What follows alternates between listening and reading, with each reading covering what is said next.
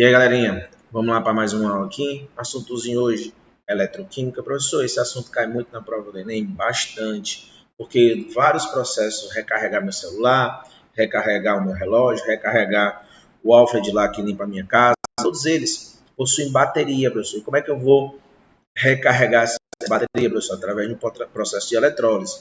Eu utilizo através de um processo de pilhas e carrego essa bateria através de um processo de eletrólise. Então, senhores, vamos lá. Eu tenho aqui os meus processos de eletroquímica. Professor, o processo de eletroquímica ele tem dois bastante interessantes, que é o processo de pilhas e o processo de eletrólise. Quando é que eu tenho um processo de pilhas, professor? É quando eu tenho uma energia química, energia armazenada na minha bateria ou na minha pilha, certo? Através de reações de óxido-redução, sendo transformada em energia elétrica. Então, eu estou produzindo energia elétrica através das reações de óxido-redução. Professor, esse processo é espontâneo? Minha bateria ela recarrega de forma natural, a pilha recarrega de forma natural. Então, a energia livre de Gibbs para esse processo, ele é negativo, é um processo que eu vou chamar ele de espontâneo. Já a minha eletrólise, eu estou pegando a energia elétrica da minha tomada e transformando a energia química através também do processo de uma reação de oxidação. Já esse processo aqui, eu preciso de energia elétrica. Então, é um processo não espontâneo. Então, os dois processos que a gente vai estudar, a eletroquímica é um processo de pilhas e um processo de eletrólise. Na aula de hoje, a gente vai focar mais no assunto de pilhas. Professor, as pilhas, eu preciso de um potencial que a gente vai chamar de potencial de redução. Vamos pegar aqui dois íons, que vai ser o zinco e o cobre, e eles dois vão ter potenciais em ganhar elétrons. Esse potencial de ganhar elétrons, a gente chama ele de potencial o quê, professor? Potencial de redução. O zinco, a gente tem esses valores tabelados, tá certo? O zinco é um valor chamado de menos 0,74 volts.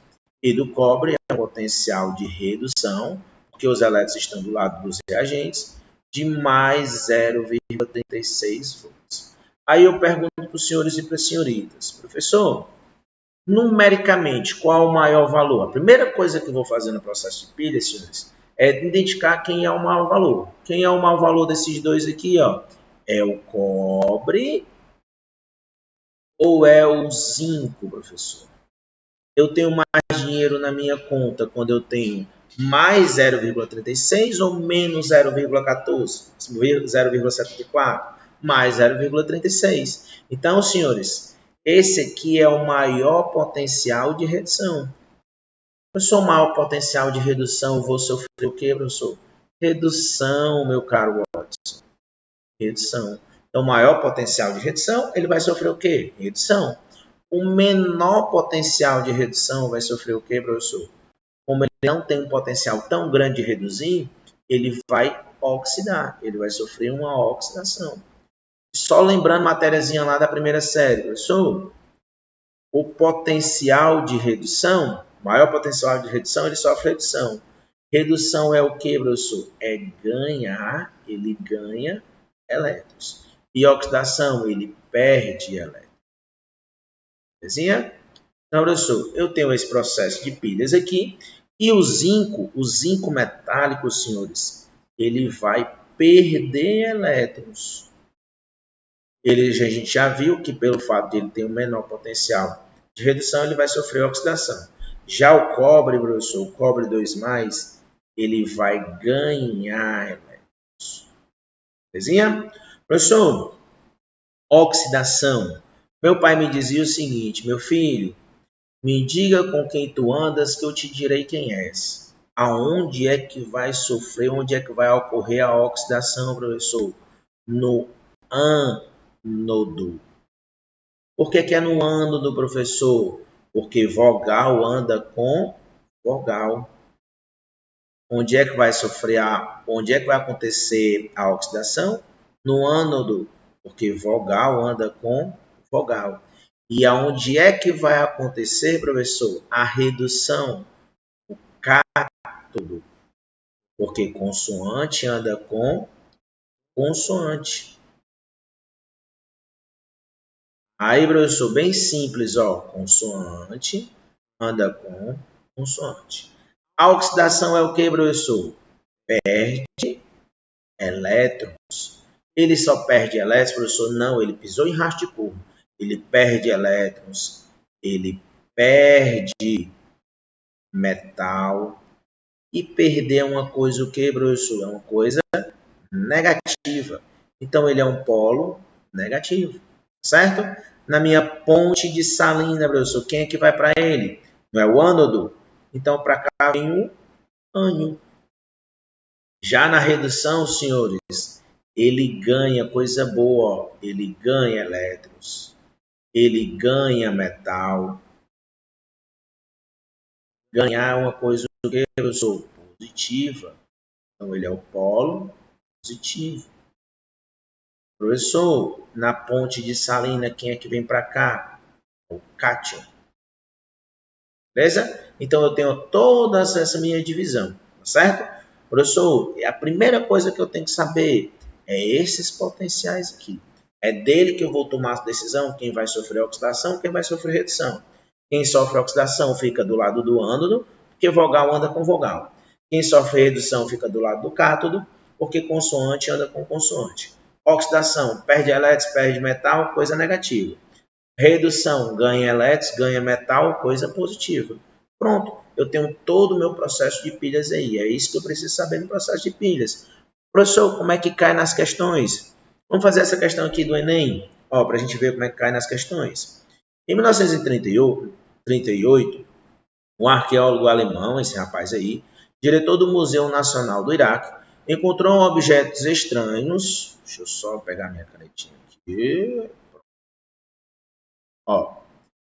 Na coleção extinção que poderia ter sido usado como uma pilha, similar à utilizada nos nossos dias a dia. A suposta pilha, datada cerca de 200 anos a.C., é construída de um pequeno vaso de barro, argila, no qual foram instalados um tubo de cobre, uma barra de ferro, aparentemente corroída por ácido, e uma tampa de betume, asfalto, conforme ilustrado. Considera os potenciais padrões de redução.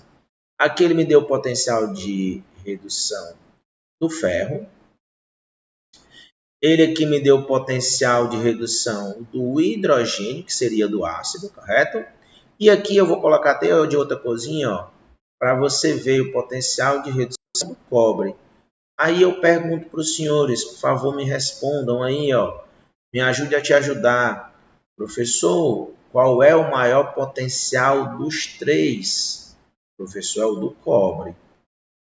Aqui é mais 0,34, que é menos 0,44, aqui é zero.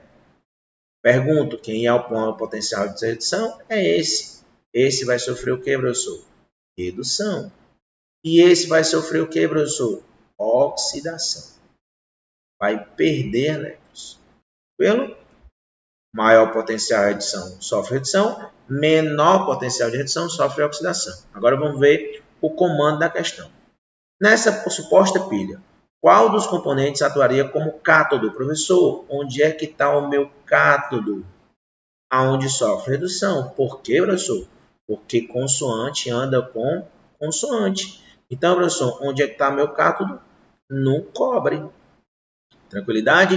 Aí vamos fazer com onde é que tem cobre aqui? No tubo de cobre. Resposta entender.